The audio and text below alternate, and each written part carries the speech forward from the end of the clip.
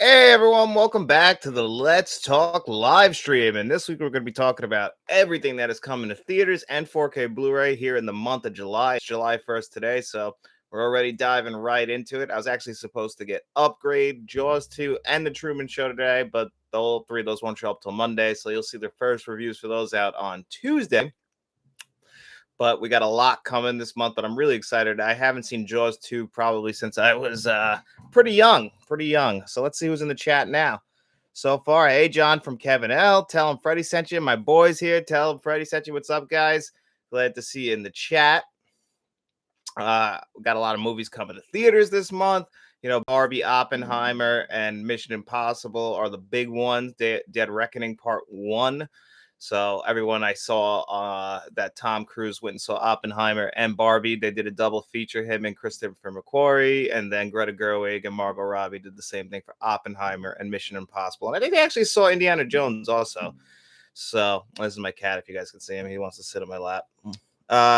Hey John, you're having a good weekend so far? This is from John Doe Juggalo. I am, so far so good. I've been working. Tell him Freddie sent me a super chat, $4.99. Thank you, buddy. He wrote, love the channel. I appreciate that so much. Thank you. I really do appreciate the super chat.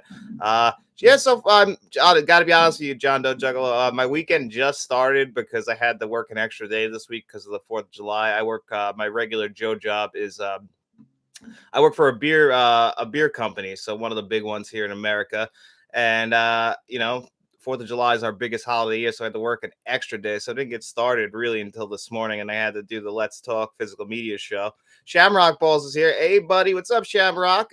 Fred, I just don't want to let it go. Tell him Freddie sent you. Thank you again so much. I really appreciate the super chat. And then Kevin L wrote, how much money do you think Mission Impossible will make opening weekend? So they're right now projecting Indiana Jones to make $60 million. They're projecting Barbie and Oppenheimer around the $80 million range. I'm expecting Mission Impossible Dead Reckoning to come in a little bit more than all those, probably in the $100 million range, maybe 100 to 120 million. Now, there's a chance if word of mouth is good that can even get even higher. But I just don't feel like we're at that position now where movies are going to have these big 100 to 250 to $200 million openings, not this summer at least. So I don't expect that to be happening for this one, even though right now the early word of mouth is that it's great. And I expect it to still be great, but I don't expect it to hit that 150 to $200 million range. I also don't expect it to even hit what Top Gun Maverick did last summer. That I feel like was kind of a fluke, that in Super Mario Brothers, at least for what's going on right now. So and also Dead Reckoning is coming out on a Wednesday, so that's pretty weird that we don't get that too often in the summer. I'm interested. Really need a heavyweight for $200 million. Tell him Freddie said, yeah, I mean, I don't know what's going to do it. I don't know what's going to be the first one that we have. Like, Marvel's kind of teetering. They're having a hard time. So I don't know what to expect. Who's going to be the next, like, really, like, Super Mario Brothers was kind of a surprise. And that one had huge legs to maintain. But everything else has just had a hard time this summer. Last weekend was have no movies hit $20 million is really scary. I'm getting like, if Oppenheimer, Barbie, and Mission Impossible don't do good at the box office, if they come in as disappointments like everything else really has this summer, we're going to be in for some trouble, I think, as far as movie theaters go. Are you going to get Scream 6 on 4K? That I'm kicking back and forth as far as this month, if I'm going to get it on release or not. I love Scream 6, and I actually haven't seen it since, love is a strong word. I really enjoyed it. It's one of the better horror movies this year, but I'm eventually going to get it on 4K. I have everything that's been released on 4K so far, and I definitely want to have Scream 6. So that's more than likely. As of right now, to let you guys know what I have pre-ordered. So this week I have Upgrade, The Truman Show, and Jaws 2 coming on 4K. That'll be this week's 4K reviews. And then let me just give you the full list. And then the following week on July 11th, so far all I have is After Hours pre-ordered. But I'm thinking of getting The Burning on 4K and Scream 6, but I don't have those pre-ordered yet. On July 18th, I have To Live and Die in LA, Hugo, and Breathless. I just pre-ordered from the Criterion sale. So if you guys, Criterion collectors right now, the Barnes & Noble 50% off sale is going on. And then July 25th, I have One False Move pre-ordered and Needful Things. But so far, that's all I have pre-ordered. But that second week there, I might get Scream 6. So I'm on the fence about that one. Ooh, tell him Freddie said, we need Fear City on 4K. Yes, we do. And speaking of things that got just announced, we just got announced some of the what's it called, September, our releases. Shamrock Bros wrote, John, did you bite the bullet on the Psycho 4K box set yet?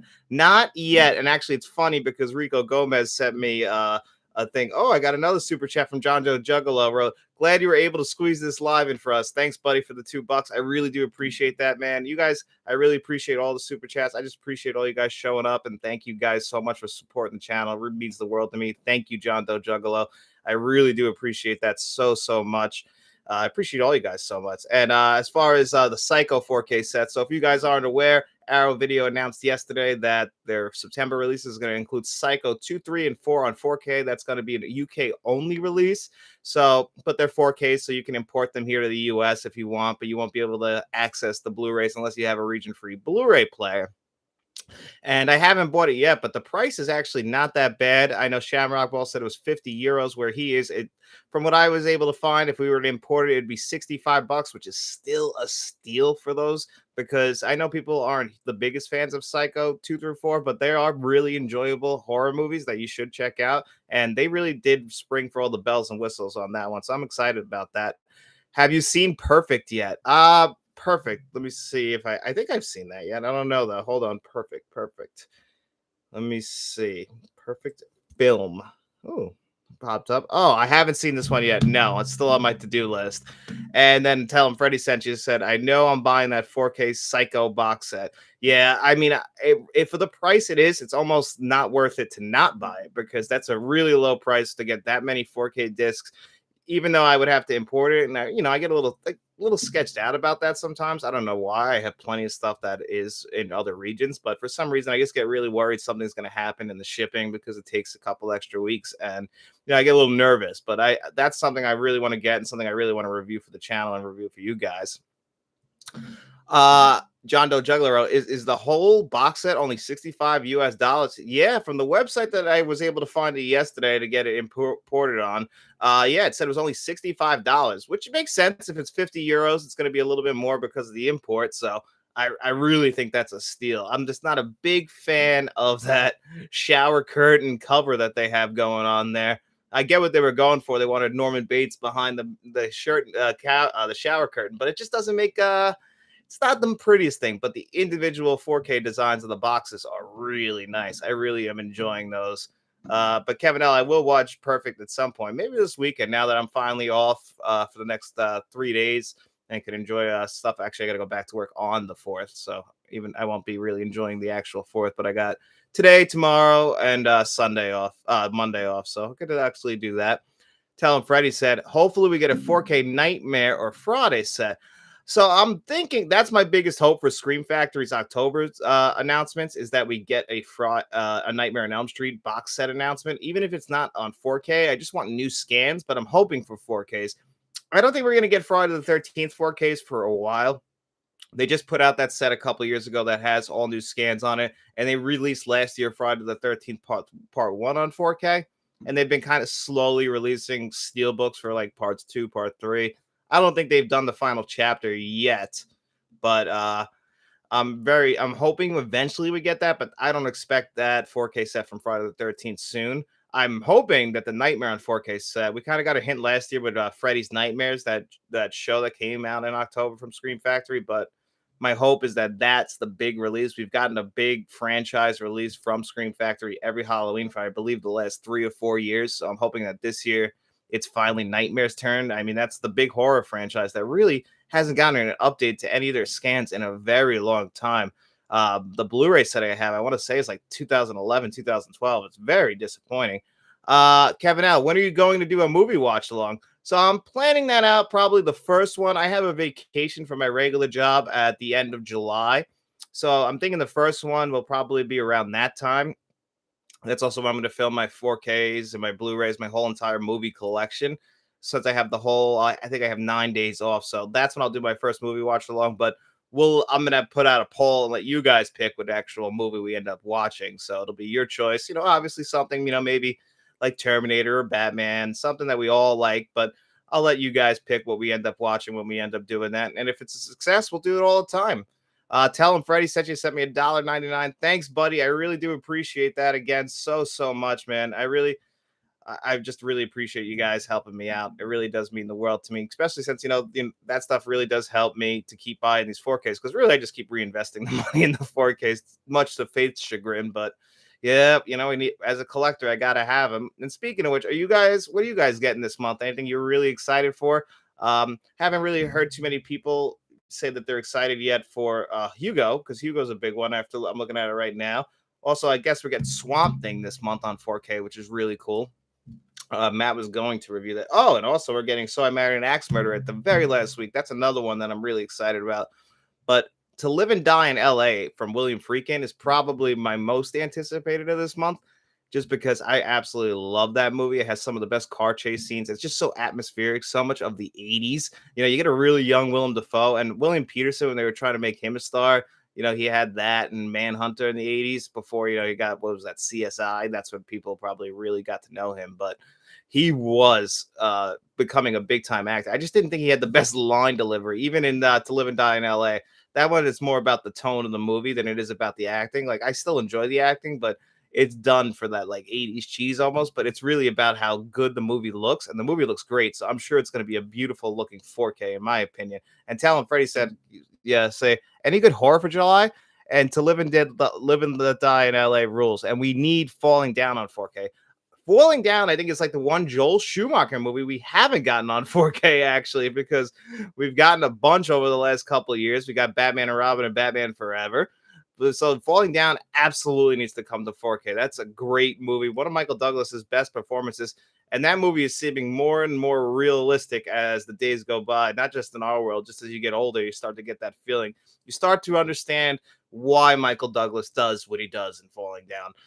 As far as horror, for The Burning is coming out the second week. And as far as movies in theaters, we get The Red Door, I believe, next Friday, the new Insidious movie, which I'll definitely be checking out, which is a direct sequel, I believe, to Insidious Chapter 2. And is, because the last two movies have been Insidious 3 and what was that? The Locked Door was a prequel. And then that's what Kevin L actually asked. Are you excited for the new Insidious movie? I'm very excited for it. It's bringing back, obviously we're not going to get James Wan back, but we're getting Patrick Wilson back. And I really felt like the franchise kind of missed him. So I'm really excited to see him back in there. He's a very underappreciated actor, Patrick Wilson. And John Doe Juggler wrote, me and my wife have spent the last few nights watching through the Terminator series again, seen Genesis for the first time last night, ... Let's see if you finish that. Is where you're gonna end that one, John Doe Juggalo. I get that. Genesis is I really do not like Terminator Genesis. Definitely the weakest in the franchise for me. After rewatching them, Terminator 3, I didn't love this much time around, but Salvation I still think is pretty decent, and Dark Fate's pretty decent. And John Doe Juggler, I got Falling Down for Xmas the last year for my mom. It's always been one of our favorites. Yeah, it's a great movie that, but you kind of, it's still kind of around in memes, which is weird. Everyone's always memeing him with, obviously right before he loses his cool in the fast food restaurant. But that seems to be all that people remember about Falling Down. But that movie is a really good movie. That's one of the movies I point to when I tell people, Joel Schumacher was a really good director. People just cannot move past the bat nipples, which I understand. Shamrock Balls wrote, John, if I can help out with sending some importing the Psycho box set, let me know. We can work something out. Oh, yeah, that's actually, I didn't even think about that. That's actually a good idea. Because you're over there and because it's cheaper where you are. And Talon Freddy said you wrote nice. And Talon Freddy said you also wrote same. Same John Doe had the bootleg for a while. And John Doe Juggler wrote, they ruined John Connor, in my opinion. The best thing about Genesis was that I watched it in 3D. That's one thing. It is a good looking movie, and I maybe would enjoy it more in 3D. Matt convinced me to buy it on 4K last year. He's like, it's on 4K. And it was only like $5. And I was like, I don't want to own it. Now I own it on 4K. I mean, I guess that's good if I ever go back and do another full rewatch of the series, even though I just did it. For the most part, I just usually go watch Terminator 1 and 2. And I kind of put Dark Fate in the rotation. I really think that's an underrated one. I get why people don't love it. It still falls into some of the traps of the previous sequels, but it does actually bring back Linda Hamilton, and I like her arc. And the Terminator effects are actually not too bad, especially for modern blockbusters. I actually really enjoyed it. And then have an LRL. Are you going to get the Arrow Video Store box set? Eventually, I am because I want to get the Stuart Gordon movies in there, and more specifically, I want Dolls. But I want to see if they release Dolls kind of in that same individual box art because I haven't seen every film in that set, and it looks beautiful. I actually love the art design of it. You guys see the colors of the channel, so those colors that like those neon colors, kind of like this, kind of pop off the screen. I've always enjoyed those colors. That's kind of the 80s love from me. I don't like it when they started to get a little bit flatter. I get that people love the flatter colors, the plainer colors, but I always like that more eccentric neon stuff. So I kind of like the box art, well, at least the exterior box art of that. So I'm pretty excited about that one. Uh Me 45, oh, I'm sorry, MS45 would be a amazing as well. I agree. That would be a good 4K. I don't know why we haven't gotten a lot of movies. It's so strange as far as 4Ks go. Uh some movies, like the weirdest movies, come to 4K, while other movies just don't. They just get lost to time, or just even popular movies like kind of didn't even come to Blu-ray. Especially, I mean, the James Cameron stuff is unbelievable, frustrating to me. Rico Gomez said, "Since you're a Terminator fan, do you want the series over with the last Terminator movie with the Mexican Terminator?" I think that they should have stopped after Terminator 3, in my opinion. I was really excited for Salvation. I'm telling you, I saw that in the movies twice. Like, I went back to back days. It was a new Terminator movie. It came out the same summer as The Dark Knight. I could not wait to see that movie. I was like, it was Christian Bale. So people were really excited. Was it 08 or 09? Either way, people were really excited for that movie. That's when they were trying to make Sam Worthington a star. And I remember I liked the movie when I left it, but I get that feeling with a lot of movies. It was really only Genesis where I was like, wow, that was bad. And that's just because I didn't like what they did combining T1 with it. It's like that felt to me like, I get now why people get upset when they change things, because that felt sacrilege to me personally. And Tell him Freddie said, you, yep, T1, T2, and I and I do enjoy Dark. So you like him too, Fred. Tell him Freddie sent you, would say is awesome. Yeah, Dark Fate is good. John Doe Juggler wrote, I like Dark Fate. I watched it with the new home release. So seeing Dark Fate before Genesis kind of makes Genesis worse. Exactly, because it undoes everything in Genesis. They did take some cool stuff from Genesis. Like, I do like the effect with the one Terminator splits into two and he comes through the windshield. They did that same thing in Terminator Genesis. Genesis had good ideas, but it was just executed to the possibly the worst effect possible. And again, one thing we lost after T1 and T2, and they kind of used it in Dark Fate, is the Brad Fiedel score. Like, the score for the Terminator is one of the most iconic scores in film history, and they only use it in the first two movies. I really noticed that when I rewatched T3 this time, that I think if they would have used the Terminator score, it actually would have been a better movie overall.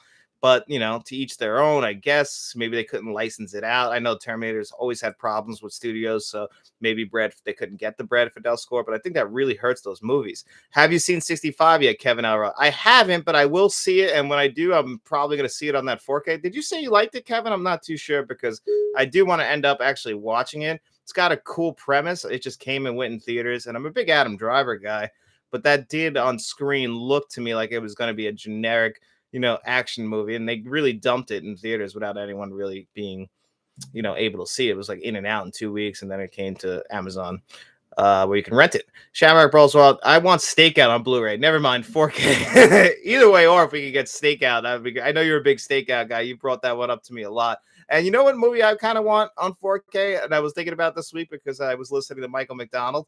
I want Running Scared on 4K. I don't know if you guys remember that movie, the Billy Crystal buddy cop movie from the 80s. It's kind of the forgotten one. And it features a young Jimmy Smits in it also, which, he plays the villain in that movie. And I just love seeing, he's a very underrated actor too, but Running Scared is great and has one of the best theme songs that nobody talks about. And it also just makes you want to, get with your friend and open up your own business so you could enjoy yourself. Kel Perry said, I agree, Shamrock. Favorite Critters film? Well, isn't the best Critters film Critters 2? Because that's the one that's the most over the top and ridiculous, even though they're all over the top and ridiculous. Which one had Leonardo DiCaprio in it? I think it was his first movie. Was it Critters 3? But those movies are all those ridiculous horror movies. But those are the ridiculous horror movies I like movies like Rubber or Jack Frost, because they lean into exactly what they are, which is just a dumb horror movie that you just have fun with. Killer Clowns from Outer Space. Those movies all are really enjoyable. They know what they are. They're not trying to be more than that. That's kind of like the Trauma effect almost. And Kevin Arrell, since you have deep pockets, do you buy a new 4K TV every year? That I do not. I do not have deep pockets. I can tell you that, Kevin. What I had, and I don't have them anymore, was an abundance of credit cards that I was buying things for. When I started the channel, and well, me and Matt started the channel, we pre-financed it essentially. So we put everything on credit cards, a business credit card. But no, I don't make enough money each year from my regular job to buy a new 4K TV every year. I bought a new 4K TV and I bought a new 4K player last year to do reviews for you guys. But that was really it. I can't afford a new 4K. These TVs are gonna have to last me unless the channel really takes off and becomes a full-fledged business.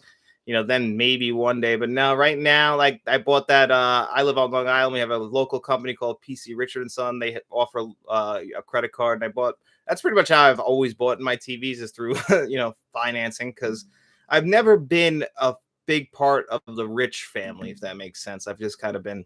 I would love to buy a new 4K TV every year because I can also review them, but unfortunately, that's a little bit out of my wheelhouse. But I do have a good LG C2 that should last me for a couple of years, at least a few years.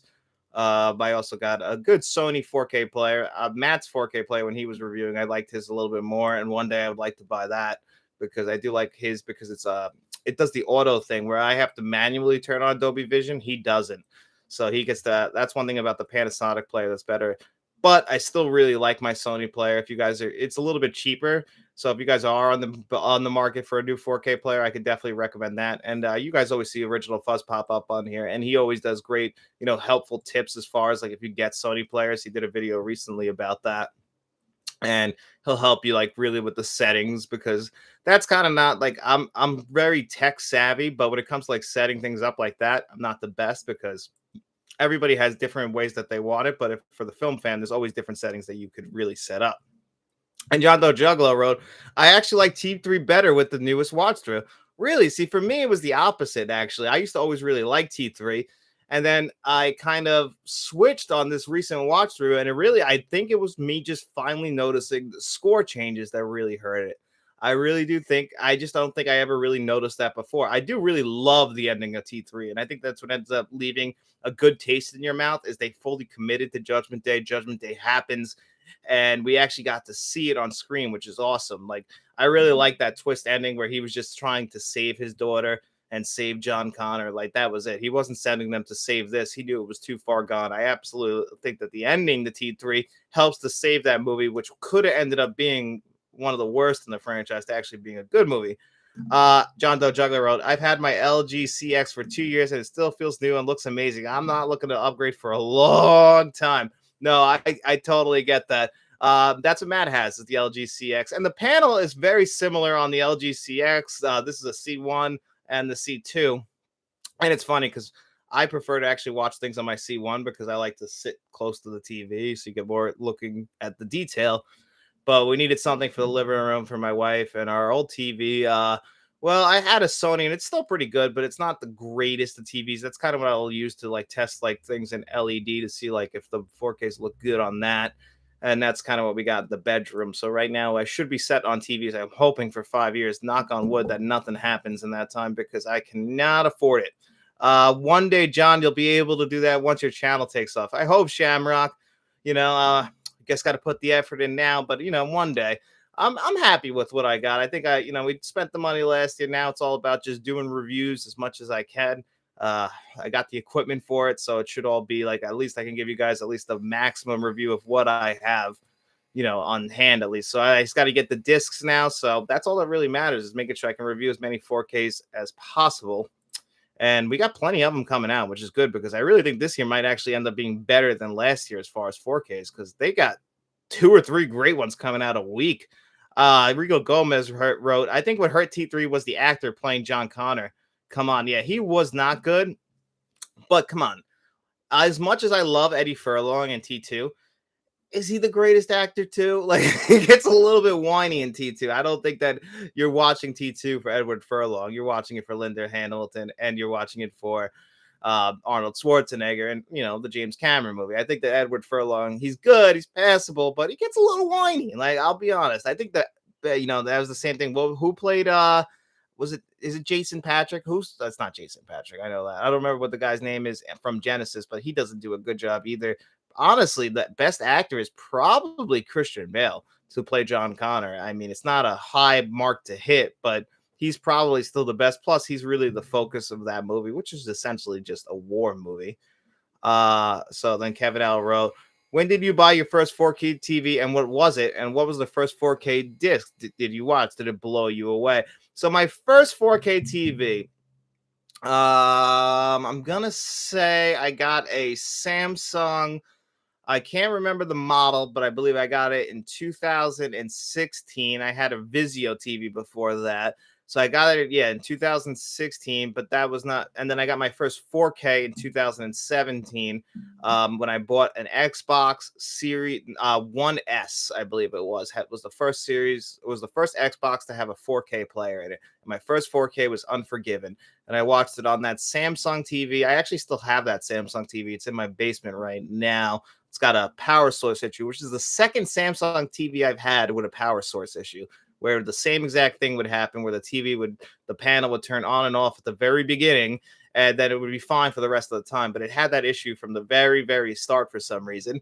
And I don't know why. I just got no luck with Samsungs. So anyway, yeah, my first 4K disc was Unforgiven, and yeah, it blew me away. And that's honestly what set me off. Like, I was collecting Blu-rays, and I didn't have the nicest TVs before that. I moved out of my house when I was 18 with me and Faith. We moved in an apartment together, and I mean, we had a 32-inch Panasonic in our living room, and we had a 19-inch. I can't even remember the name of the brand. It's not even a company that's around anymore. That was in our bedroom, and we had nothing. So eventually, I started slowly building a Blu-ray collection. But once I saw Unforgiven on 4K, that's why I've been able to like build my collection, and it's mostly 4Ks, is because I started collecting 4Ks very early in their lifetime when there really weren't much options on 4K. But I was blown away, and then eventually I upgraded to the Sony TV that I had, and then I upgraded recently to the LG. So you should at least get like 3 or 4 years out of your TV. Telling Freddie said this. She's not my mom, Todd. That's exactly the line I was thinking of. Yeah, that line is ridiculous. How she's not my mom, Todd. With that little smirk on his face. It's forgivable. It's his first movie role. He was discovered in a mall, so I don't expect him to be, but he did kind of get a career out of it. He's not looking the greatest lately, Edward Furlong. And believe it or not, he did come in and do mocap work on Dark Fate. That is him playing the young John Connor. Obviously, it's crazy de-aged and took some weight off. Love that John Doe Juggalo. Not my John Connor. That's okay. There's a new one every movie. Yeah, no John Connor has ever played John Connor in 2 movies. It's unbelievable. Even in Terminator 2, there's 2 different John Connors. You get the older John Connor and the young John Connor. Tell him Freddie said you laugh hell out of John Doe. Tell him Freddie said my first Blu-ray was Dawn of the Dead. I'm gonna assume was it the '04 one or the '79 one? Because the '04 one was actually one of my early Blu-rays also, because I remember it had the silver HD thing where, kind of like wrapped around. The Con Air Blu-ray still looks like that. And the old Armageddon Blu-ray still looks like that too, where they were like, I think it says beyond high definition on it. And I remember Dawn of the Dead was one of the first from '04, was one of the first to have that. Shamrock Balls wrote 3 or 4 years. Mine's 9. I mean, I might have to commit to 9 years now, but yeah, I've pretty much upgraded a couple. That's all I've ever really spent money on is TVs, though, and my house, because things just want to fall apart constantly, or a tree falls. Just how life goes when you own a house. But so that always ends up taking money that I would have spent on something that I would have wanted. But, I also kind of cut back on video games. I used to spend a lot of money on video games, and I don't really play that much games anymore. Every once in a while, like Starfield's got my eye for the fall. But for now, it's really like I just buy movies, and that's all I really spend any of my free money on. Obviously I have regular bills, especially now with how much things cost. But if I have any free money, it goes to movies and to 4Ks. And if the price of everything keeps going up, that window's shrinking. Do you think Furlong is a great actor, Kevin Elro? I don't think so. I don't think he's the best actor, in my opinion. I think he got better. Like, what was that? He was in Detroit Rock City, and then he's pretty good. He's passable in American History X. I think that would probably be his best performance as an actor. And then he didn't really do anything after that. I know he had substance abuse problems, but he kind of fell apart, which kind of made me sad because I still was hoping for him. You know, he's like one of those actors, one of the first actors you recognize just because I fell in love with T2 at such a young age. Like I saw a question yesterday, like, what was the first actor you ever like fell in love with? And I know, like for me, it was Jim Carrey. Like I knew Jim Carrey before like the age of 3. That was like he was my guy. Like that was I was all in on Jim Carrey. Every movie he ever came out with, like up to a certain point. Like I remember I saw Fun with Dick and Jane. I just had season tickets on the guy from the very beginning. That was my guy. Talon Freddy said sent 79. Oh wow, you did have 79 on Blu-ray. That Blu-ray, I believe, is worth a lot of money. It was for a while there. It still might be because I don't know why. It's very hard. Like Second Sight has that 4K, and if you live in the US, you have to import it here.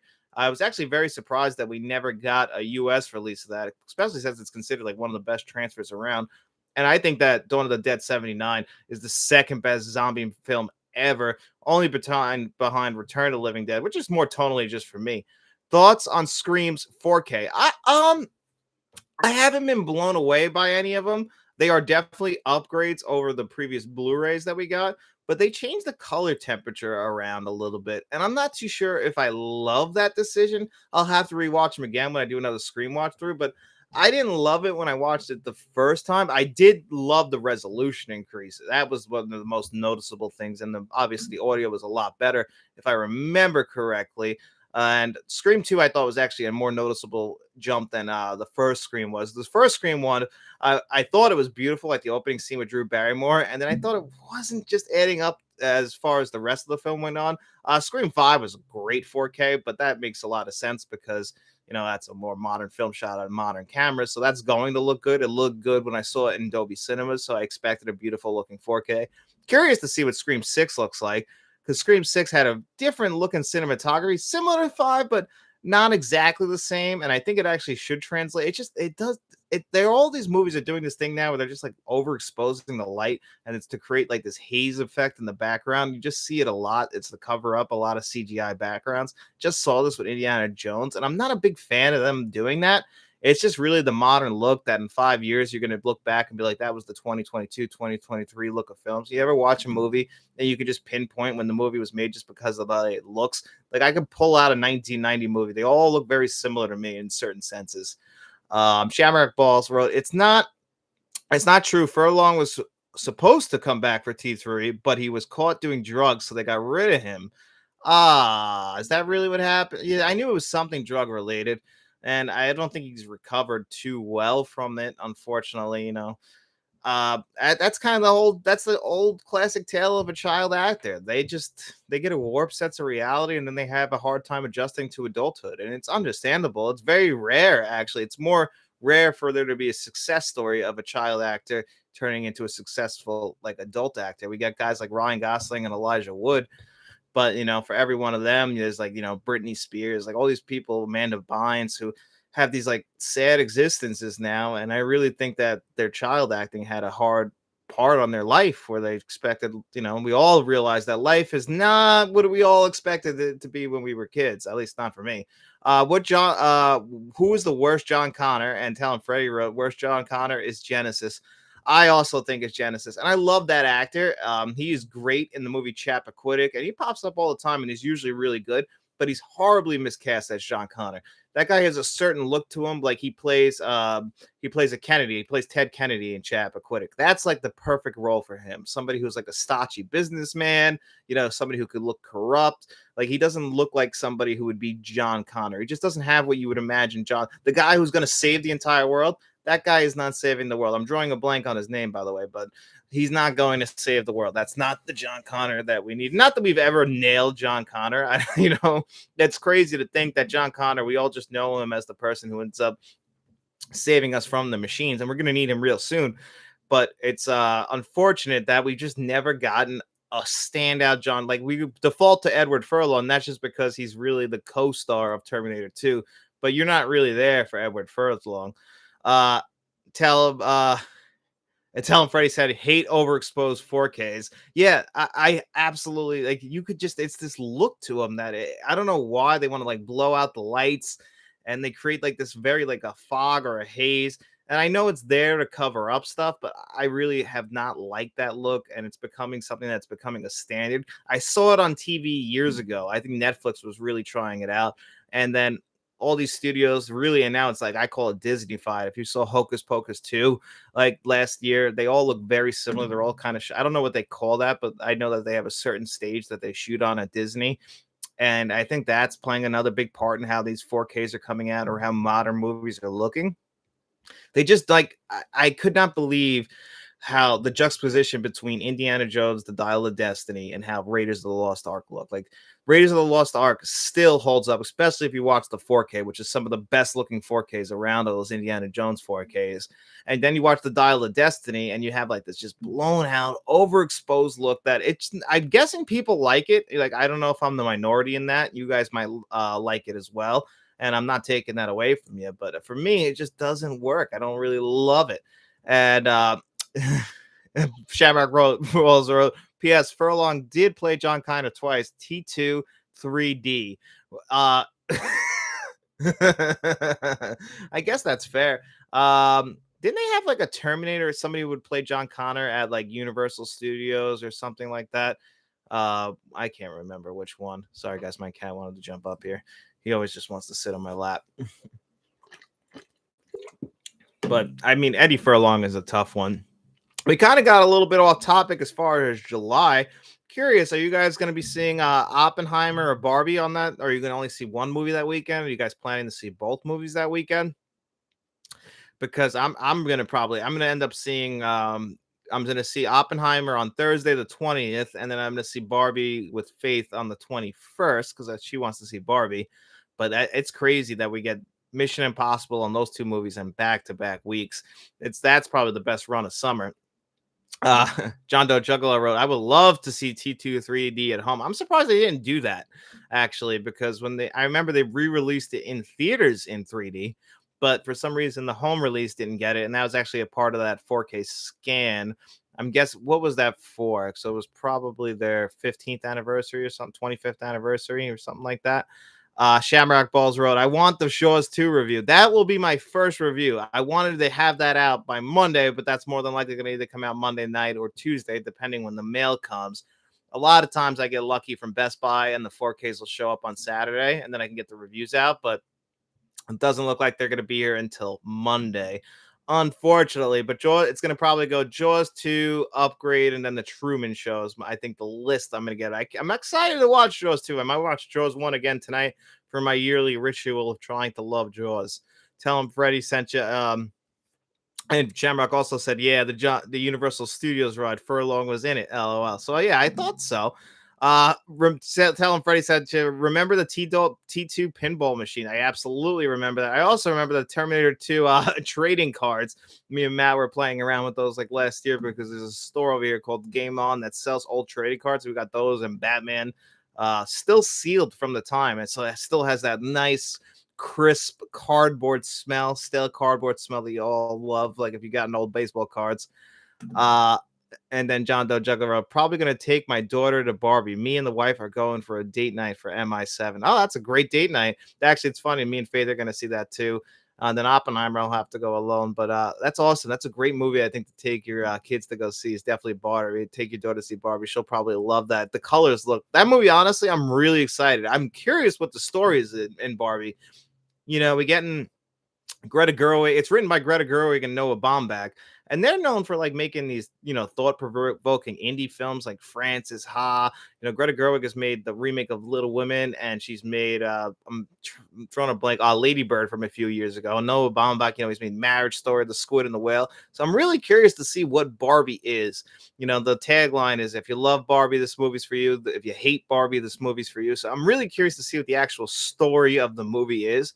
I'm definitely looking forward to it. I have a feeling it's definitely going to be a really enjoyable movie. It's going to look great. I think that's going to be the movie that's in Dolby Cinemas that week, while Nolan will have his movie playing in IMAX since it was shot on IMAX. Rico Gomez wrote, I heard Barbie was going to have woke messages in the movie. I don't know what Barbie's going to do.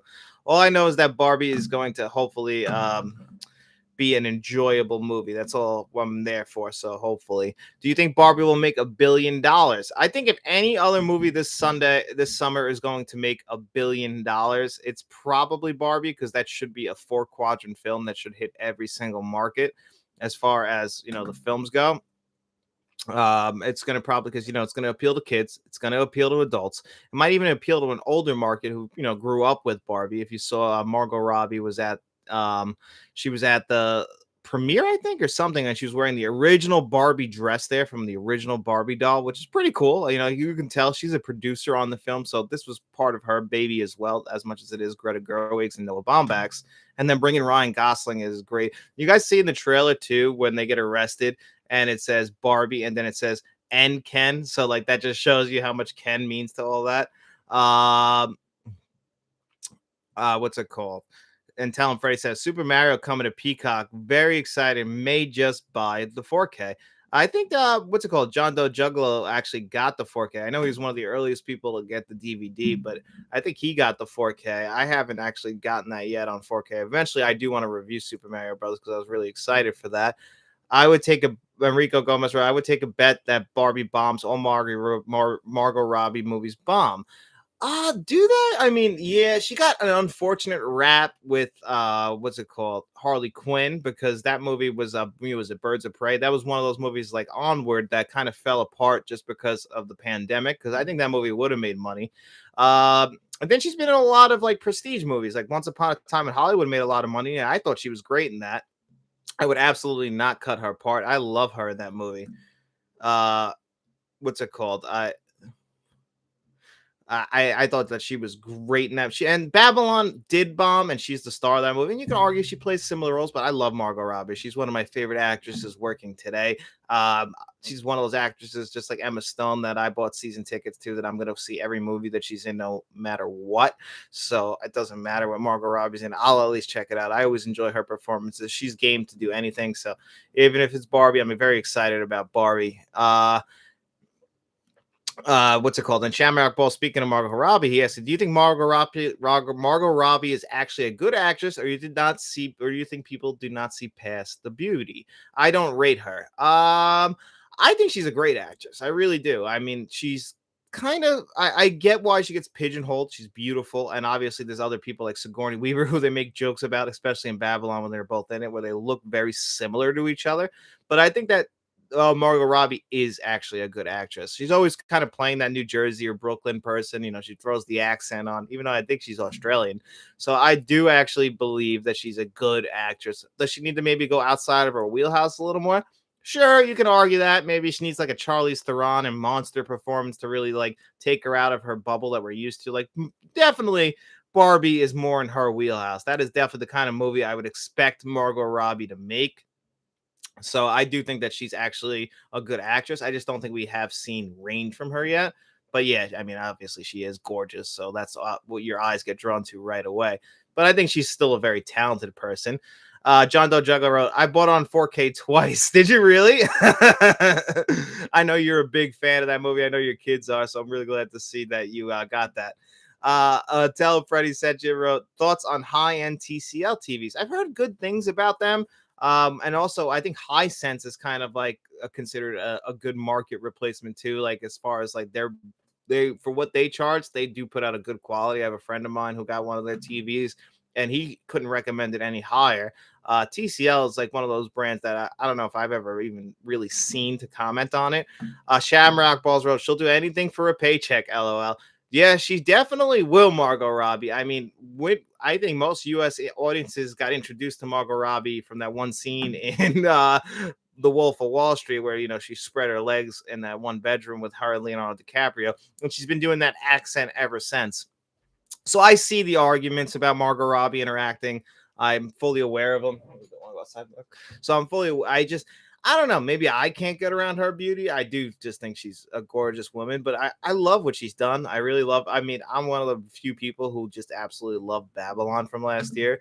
So that was like one of my favorite movies, but I get why everyone doesn't doesn't love it. And it is a little bit gross. Talon Freddie said Margot Robbie is amazing. Thank you, Freddie. I'm glad you agree with me.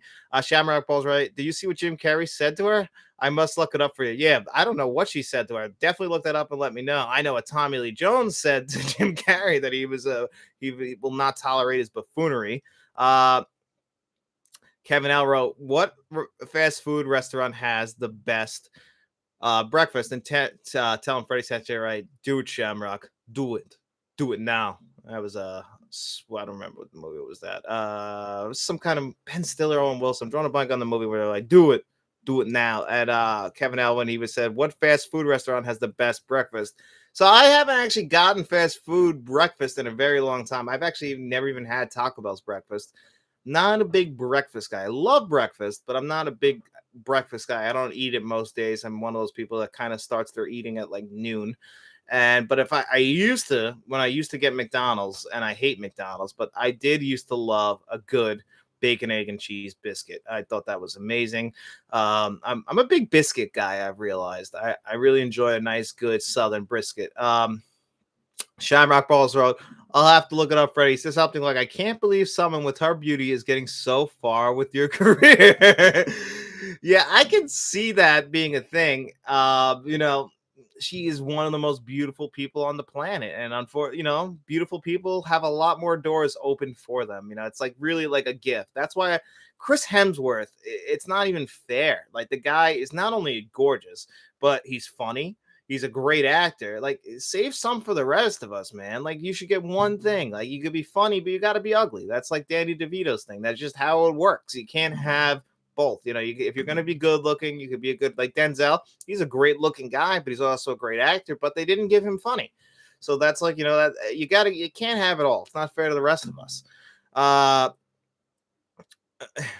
What's it called? You would like Taco Bell's breakfast. I hope, I don't know why, John Doe Juggalo, I haven't tried it. As much as I love Taco Bell, and I will be going there today to get the volcano menu. That's where I'm going for dinner. My first trip in since it's been back. And I'm really excited because it's the best food that's ever been around. Favorite scene from The Evil Dead Rise? LOL Shamrock. My favorite scene, and this is because it actually, I give it credit because I didn't think The Evil Dead Rise was the best movie I saw all year, or like, I think it got overhyped a little bit. And I think once I rewatch it, I might enjoy it more. But the stuff with the eye actually really got to me and made me turn away. And if a movie can do that, can make me actually cringe, that I think is a good testament to the movie. And I'm always going to be a sucker for the Evil Dead voice, like, that voice that they put on it. That's really what attracted me to the first Evil Dead movie. Kevin Elrow, Taco Bell has the best breakfast. Love their Crunch Wrap. So I'm a big fan of the Crunch Wrap Supreme. So I will definitely enjoy that, I'm sure. The Crunch Wrap Supreme is one of the best things that Taco Bell's ever put out. Throw a little lava sauce on that now. Get yourself a meal. Furigo Gomez wrote, what do you think about Disney's financial situation with movies bombing? Disney Plus bombing, their theme parks are down. Do you hope they will outsource their movies that they own for 4K? I've been hoping that Disney would do that. And tell him Freddie said, I hope so, Rico. Yeah, I would love Disney to do that. They outsourced last year to Criterion, and now we've had Criterion announcements through September. And maybe they'll do another one for November this year or October, but we haven't had them match up or team up with anyone since. I don't know why Disney doesn't do that. Like, we saw those rumors that with Warner Brothers outsourcing their scores and music to certain of their properties, but they were going to sell them. Now, I don't understand why these studios aren't just outsourcing more, leasing more, like, to the rights of certain things. Like, if you want to put out a record of, like, say, Purple Rain, like a reissue of Purple Rain, and Warner Bros. Wants to license that out to somebody else who's going to print it on a nice vinyl, why not do it? Like, I don't understand why Disney feels the need to, like, hold on to these properties and just not even, like, release them on 4K or give us the proper releases, or, like, we can see their bad business practices in the sense that they put the better quality releases on Disney Plus with the IMAX scenes and Adobe Vision. It almost made me stop buying their 4Ks. And what they don't realize is, like, collectors like us will buy the 4Ks, but if you're going to hold stuff back and only release it on Disney Plus and force us to double dip, that's just not right. A lot of us, especially like me, grew up with Disney, and it hurts to see things like that. I really would hope that they learn their lesson, all these big corporations. I feel like they got too involved with streaming and they put all their eggs in that basket, and it's not working out. Now they're in a bad position. So also Shamrock Bolts wrote, I'm ugly and not funny. That's why I'm not famous. Shamrock Bolts wrote, you're pretty funny, Shamrock. Don't put yourself down. You're very funny. And I guess you're good looking too. Not as good looking as me, but nobody is. John Doe Juggler wrote, I had the volcano burrito yesterday. It took me back. Tasted so good. Yeah, I'm gonna get that today with a volcano nacho, a nacho bel grande, and I'm gonna spread some volcano sauce off of the top because that's what I'm looking forward to doing. Rico Gomez wrote, me too, John Doe. Delicious. Telling Freddie wrote, Rico Gomez wrote, Disney owns the rights to Die Hard and the Planet of the Apes movies. That's insane. And that also explains why we haven't gotten any of the Die Hard sequels on 4K or any of the original Planet of the Apes movies on 4K because they own the rights to it. I do have Planet of the Apes over there on Blu-ray, but it needs an update bad. Jason Martin wrote, your thoughts on Adam Sandler and Uncut Gems. I think it's the best overall performance. I almost bought that in the Criterion 4K sale today because I really enjoyed that movie. I really enjoyed the Safdie brothers. You know, I've liked them really since they did that movie with Robert Patterson. What was that? Good Time a couple years ago, because I'm from Long Island and they felt, you know, those are a couple Queens guys. So, and Adam Sandler, obviously, he's not from New York, but he's kind of like a New Yorker. So I would love to support those guys. And Uncut Gems is like an anxiety attack. You get Stanfield in there giving a great performance. Uncut Gems is just a great movie. I haven't gone back to it because, you know, the whole movie kind of gives you anxiety. I mean, that's what they're going for with the score and some of the shots that they put in that movie. And you just want to shake Adam Sandler and go, stop doing what you're doing. Stop it. You're making it worse. Like, you're not fixing anything. Like, even when it happens at the end, he kind of deserved it. Like, not the worst possible outcome, but he did it to himself. That's a tough movie. Shamrock Balls wrote, imagine our release of Purple Rain. I would kill for it. And it would probably be in the hardcover, like just a beautiful looking box. I'm dying to rewatch Purple Rain, but I always want to go back to a movie or buy but I'm always afraid that the 4K is going to come out and then I just wasted that. But I almost I was on the credits of Purple Rain last weekend. I almost put it on. Kevin L wrote, what do you think is the most underrated movie score for a horror film? For me, it's When a Stranger Calls. That's a great score. Most underrated, I actually think we were talking about it last week, but I think it's It Follows. It's kind of playing off like what we know about Carpenter scores, but I really enjoy that one. I go back and listen to it. You get the big scores that people always still talk about. The 70s were filled with them, The Exorcist and The Omen.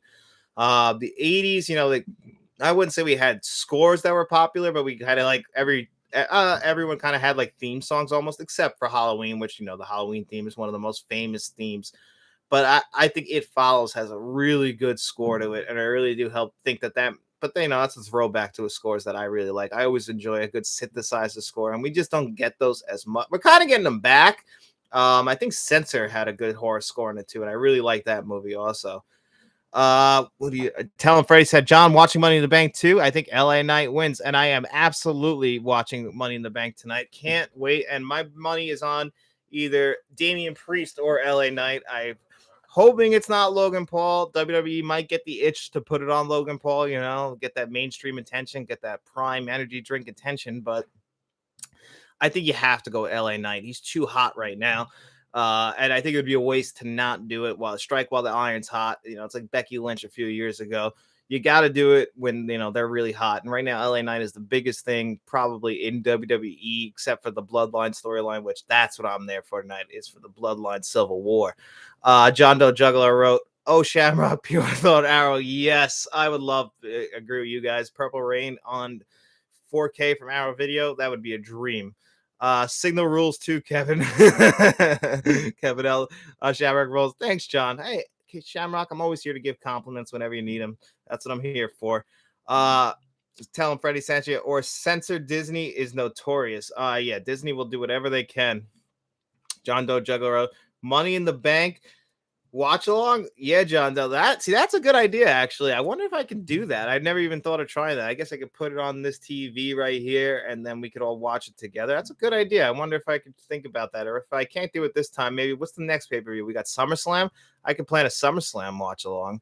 That way I can actually, because I want try it out with the movie stuff when we do a movie watch along because I haven't tested out the tech or how that works with YouTube. I guess we can just do it like this, right? Like in a live stream.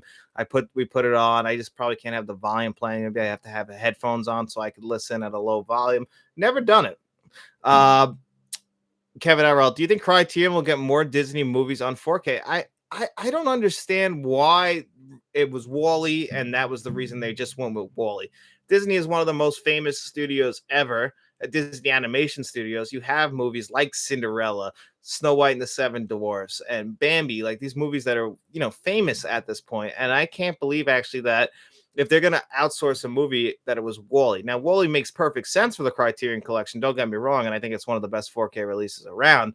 It's just weird that Criterion is known for preserving old film, for making sure that them and Kino Lorber. I think they're the best in. If you're a fan of classic films, like they're the ones who are preserving them, keeping them alive. I think that that's something that we really need because I know we talked about this last week's live show that a lot of young viewers aren't really a big fan of old classic films. And I think the Kino Lorber Criterion, like, keep those films in people's minds. Now we're getting those 4Ks and those horrible boxes from Disney right now, all the steel books. I think Cinderella's coming out pretty soon, and all of those have, they're Disney and they're trying to double dip, and you can just clearly look at what they did with those packages. They just do not look good. And I wish they would have done what they did and just given some more of the Criterion Collection, because Wally is one of the Criterion's best releases. They really sprung for everything on it. The digibook, there's 3 discs, so many extras, the menus. If I can remember the menus to it, that they didn't hold anything back. And it's just something that Disney just will never do. They're just not going to spend the money. I'm sure they put all of the people working on these discs on deadlines. Criterion feels like, I'm not there, so I can't say for 100% fact, but it feels like when I watch them that these are people who love these movies, who aren't being rushed. Whereas movies like, regular Disney 4K releases kind of feel like they are being rushed, which is very disappointing to me. I just wish John Doe Juggler wrote this. I just wish Disney did Dolby Vision and IMAX ratio on disc. That's all I ask for too, because I want to go back and keep buying their discs. I really do. I thought they'd do, and they still do, some of the better steelbooks, except for the Disney Classics collection for their 100th anniversary this year. I get what they're going for with having it look like a vault, but I really feel like they kind of dropped the ball on that design. But for the most part, before that, they really had some of the best actual steelbooks around. Like my Thor Ragnarok steelbook is beautiful, but if I'm watching Thor Ragnarok now, same thing with Guardians of the Volume 2, beautiful steelbook. If I'm going to watch it though, I'm going to have to go to Disney Plus because the IMAX scenes, and those IMAX scenes really make a big difference. They look so gorgeous that it's hard to debate what is the better version. And I really wish they didn't go that route. And I don't understand why they did, other than to make money. There's no excuse other than, they wanted to just make more money. But the thing is on people like us, they more than likely lost money because I stopped buying their 4K releases. And I was buying every single one of the MCU movies as they came out on Steelbook. And I had to completely stop because they just weren't giving us everything they were giving us on Disney Plus. So now they just get my Disney Plus subscription. Yes, but they're not getting everything else. And it's very disappointing. And Tom Frey said you wrote same John Doe Juggler. And then Kevin Arrell, do you think buying MCU movies on 4K are a waste of money because they look better on Disney Plus? Yeah, that's exactly it's exactly how I feel. I feel like it's a complete waste at this point. And it's a shame because again, they do good jobs on their box art. And you don't want to I do feel bad in a sense because I have a collection of almost every MCU movie up to, I believe, last year. The last one I bought was Doctor Strange and the Multiverse of Madness. I bought that on 4K, and then that was it because, again, they put out the better version on streaming, and I have the Steelbook, and it's a really nice Steelbook. But it is a complete waste of money because eventually you would think, they seem to always be changing people in who's in charge. Bob Iger came back and he said they're going to be concentrating more on physical media. But until I see it to believe it, I don't believe them. Look at what they've done with the James Cameron movies. They've kind of just been holding on, kind of like threatening us that they'll eventually come out, but they still haven't because they're sitting on all those 20th century releases. There was a long time that we had heard that Fight Club and Aliens, those scans were done. But once 20th Century Fox was bought by Disney, they just shelved those releases. But there's new scans just sitting there. But I don't understand. If just outsource that to somebody then. Let them do the work. Can you imagine Arrow Video or Shout Factory or even Criterion doing like a release of like Aliens or Fight Club? Like that would be amazing. We need Star Wars. Dolby Vision wrote Tell and Freddie sent you. Yeah, 100%. We need that. The Star Wars 4Ks are not the greatest either. The first one, like A New Hope, is a really good 4K, and then they're just like okay 4Ks where they're updates over the previous Blu-rays. But Star Wars is one of the biggest franchises of all time, and it has some of the most disappointing. Like they're acceptable. It's like disappointing is even a hard word because they are upgrades, but there should be so much more in those. Like the Indiana Jones 4Ks, that's what you do as far as visuals and audio, because like I said, not great extras on those. But that's what you do for a franchise that people love. The Mission Impossible 4Ks, that's what they need. You know, the Superman 4Ks, the Rocky 4Ks, they're hit or miss. The Back to the Future 4Ks are gorgeous too. But what for a lot of these, the Star Wars deserve better. They are the most popular franchise ever, in my opinion. I'm pretty sure the numbers back that up. That people love Star Wars, and to give them a half-assed 4K release is definitely very disappointing. But they half-assed the whole third trilogy there too. So what can I say? John Doe Juggler, I'm just so glad I'm not the only one who feels this way about the Disney Plus versus 4K disc. I will invest into good discs. Exactly. If it's a bad disc, there's just no point. Like they kind of just they're hurting you in a way. They're showing you their business model. They're showing you that they care more about streaming than they do about physical releases. And they got on board streaming. Disney tried to stay ahead of the game. They wanted to be the big competition on Netflix, and they threw everything but the kitchen sink at Disney Plus, and they did a good job. They did. It really they have one of the cleanest interfaces. It's really nice looking the UI. The streams are great. That's one thing, and that's why it almost killed your entire 4K Blu-ray market. But there are people, like, if you have so much confidence in Disney Plus and you have confidence in your MCU shows and your Star Wars shows, and you're the company running it, why are you holding things back on the discs? Like you're really going to kill your own business model, which was like the Disney Vault was such a grand idea back in the day. Like it made people go out and buy your movies physically. Like you could still do that. And I don't know what they were thinking. I just feels like they had the wrong guy steering the ship there, unfortunately. Tell him Frey just said, same John Doe.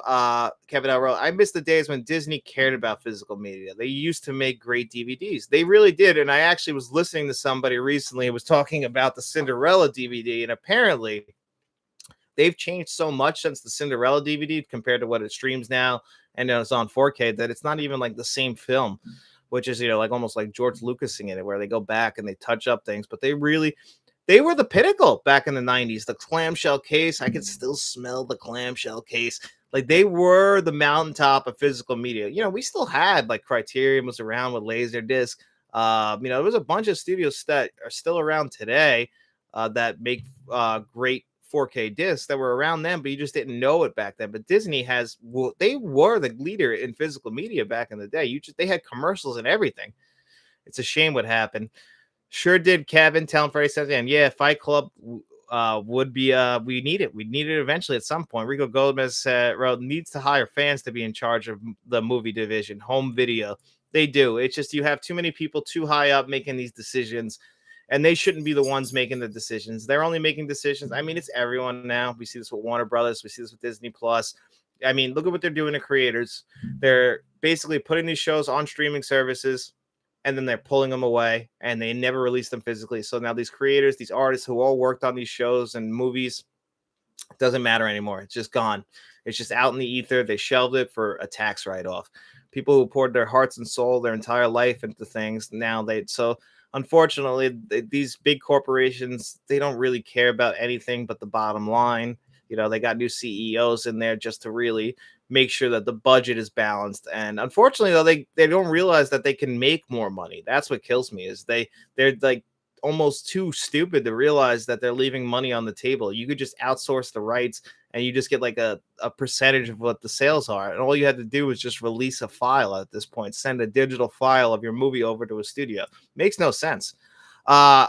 We need Videodrone 4K without import, telling Freddie sent you. Yeah, well, from what I understand, Freddie, is that Criterion, because they have the Blu-ray release, they are the ones that have the US release rights. I actually expect them to release that on 4K here. I do like the version that the UK got.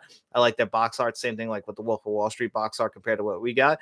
But Criterion does good releases, so if they do eventually release Videodrone on 4K, if they give us a digibook packaging of that, I'm all in on that. Videodrone is a fantastic movie, and Jason Martin wrote, I like to see on Golden Pond in 4K and Ordinary People. Ordinary People is great. Both classic family dramas from the 80s.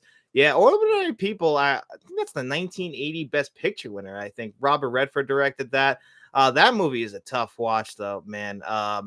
Was that Mary Tyler Moore played the mom in that, and she was like, which is brutal is the she and you understand her pain. That was the family drama aspect of those movies, but really Ordinary People. The first time that movie actually kind of broke me because you understand where that pain is coming from. Like even though she's kind of the villain, you understand how she became so cold, how she got that way, what happened. If you lost, yes, you can argue she wasn't a good mother to her other son, but I understand what happened, and I understand it's like Donald Sutherland is great in that movie. It's just like this, he's like the heart of the whole movie. He's trying to hold everything together. He just wants his wife and son to get along. You know, they lost their other son. He wants to cling to what's left, but he also can't sit by and just watch what's happening happen. Love that movie. uh Kevin Elrow, what is your Criterion wish list for the Criterion sale? Well, I got Breathless for $28 on 4K. I bought that. That's the first thing I pre-ordered so far. And then I'm gonna go back in and I wanted Mulholland Drive on 4K to upgrade because I have the Blu-ray, but that was already sold out this morning when I went on. So I'm hoping to see if they re-add that back because that's a big one that I want on 4K. I might grab Uncut Gems. Speaking of Uncut Gems, that's one I might end up grabbing because I have almost all their 4Ks. I don't have Double Indemnity. I want that also. I want Ingrid Bergman's Persona on 4K if that ever comes to 4K. Because like I'm hesitant to buy the Blu-ray because I feel like that's one of the most popular movies of the time, and I feel like eventually that will come to 4K. Like the Seventh Seal just came to 4K too, so I do think that eventually we will get Persona on 4K. But I'm really tempted to grab the Blu-ray right now, if I'm being 100% honest, because I love that movie. Uh, and Talon Frey said, "Is Roadhouse still available?" I believe it. The way it is with Vinegar Syndrome is they always eventually come back. You just kind of have to keep an eye on it. So if it's out of stock now, maybe in like 3 or 4 months, it'll come back into stock. Actually, if you go on Blu-ray.com, they will promote it with their releases. So like Showgirls has like at end of July, it says like they're gonna re-release that on 4K. So it should eventually come back to being available. Rigo Gomez wrote, I bought Breathless Richard Gere movie on today's VS sale. Oh wow. The Richard Gere. Yeah, I have to see that movie. It's a fantastic movie. I'm glad that I pre-ordered that. What is the best Criterion 4K? Ooh, that's a good question, Kevin. It might be In the Mood for Love, honestly. I know that one's kind of divisive because they call it the Shrek edition, but that one actually doesn't even have HDR on it. But In the Mood for Love is one of the most beautiful looking movies ever, and all they really had to do was just enhance the resolution. So I think that might be the best one. But Menace to Society is also a great looking 4K from them. I was blown away by that, but I also remember seeing that in some pretty low quality stuff. So it just might have been the jump that surprised me. Citizen Kane is a good 4K as well. I haven't seen Uncut Gems, so I'm sure that's good. What else has come to 4K from them? I actually got a pretty good amount of their 4Ks. Thelma and Louise that came out recently is probably also top tier from them. Malcolm X. Malcolm X is an amazing 4K also. It's hard for me to pick, but I think In the Mood for Love might be the best. Telling Freddie said you Jason X in 4K, I would be happy. Oh, I would love Jason X on 4K. I mean, I know not many people love Jason X. That's kind of like one of the ones in the franchise that people like kind of aren't a huge fan of, but I don't care. Jason X it's a cheesy mess, absolutely, but I still have a great time watching it. Definitely a good time with that one. Can you imagine Jason X in 4K? Honestly, I like Jason Goes to Hell also. I know a lot of people don't love Jason Goes to Hell, but Jason X and Jason Goes to Hell, they're the ones that after Paramount sold the rights to New Line. I think they're both good movies. And then I get something out of pretty much all of the Friday the 13th movies. You know what you're getting into when you go into. You're not going into those movies for a masterpiece with great acting performances. You're going into those to have a good time. Scanners 4K, yeah. That's definitely going to be coming to 4K eventually also. Same thing, Criterion.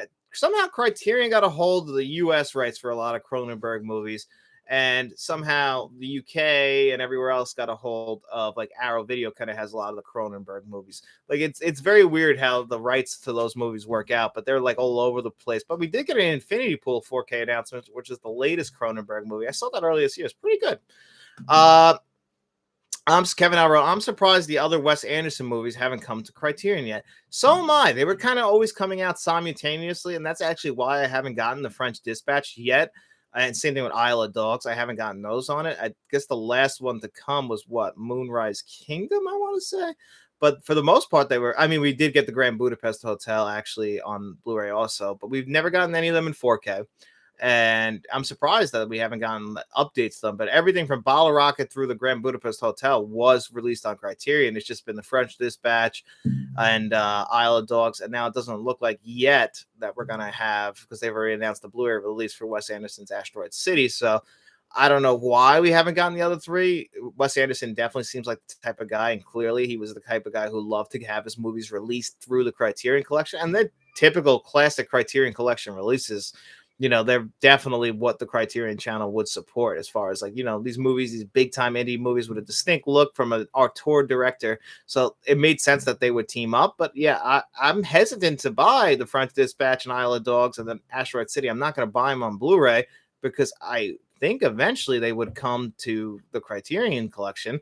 They've always come beforehand. So I don't know why we haven't gotten them yet.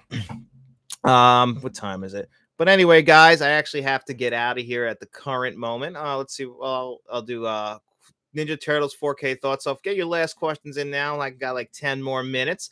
But do you mean the original 4Ks? The original movies to come to 4K. I would love the original trilogy to come to 4K. We've been asking for that one for a very, very long time. I think we deserve that.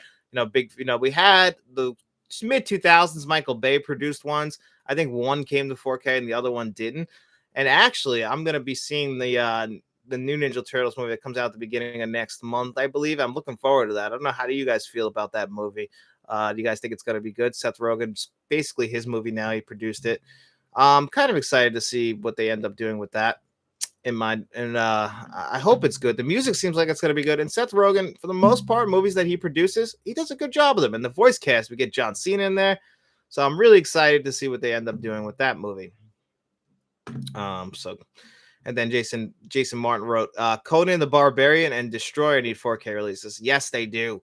Because I actually want to really go back and rewatch those. I'm surprised they haven't what's it called? I haven't rewatched them in a very long time. Even when I do Arnold watch throughs, I don't always run back, but I would love 4K releases of those. And Kevin Arrow, what TV shows you want to come to 4K? I would love The Sopranos. The Sopranos needs to come to 4K. X-Files. And I would love Twin Peaks to come to 4K. Those are the three that I would really, for me, those are the first. If you're going to bring an older series to 4K, those are it. The Wire, but The Wire, they just did an HD like preservation a couple years ago. That's on HBO now. So I don't expect that to come to 4K anytime soon. But I would absolutely love to see that. What Marigo Gomez wrote, whatever you do, save your money to get the 4K of The Exorcist 4K this fall for review. Watch with faith. I will trade my soul for The Exorcist on 4K. So don't worry. I will be reviewing that for the channel. Wes Anderson rules, tell him Freddie wrote, and Shamrock Balls, just jump in the shower, buddy.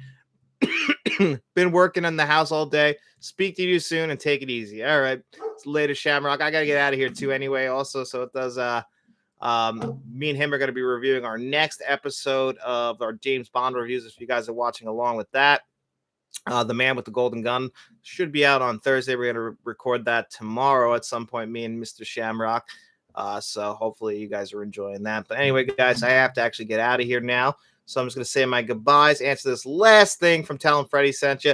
Love the channel, John. Keep it up. Have a good weekend. I love you too, man. Appreciate all the support, guys. Shamrock Brawls wrote with Christopher Walken, John Doe Juggler. Once I'm done doing all my summer vacation, my wallet will be dedicated to movies for most of the fall. Hey, I know you're going away, and I hope you enjoy your trip. I think you said you're leaving on Monday, John Doe Juggler. Hopefully everything goes as planned, buddy.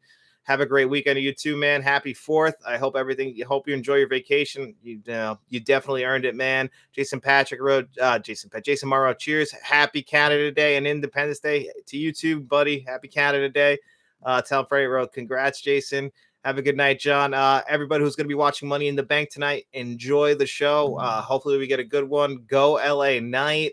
Go Usos. So enjoy the show. Enjoy your night, guys. Enjoy your weekend. Eventually we'll be doing some more watch alongs. We'll have a live show next week. I can tell you guys now it's going to be Tom Cruise related based on Mission Impossible coming out the following day. So I'll see you guys all there. Cheers, guys.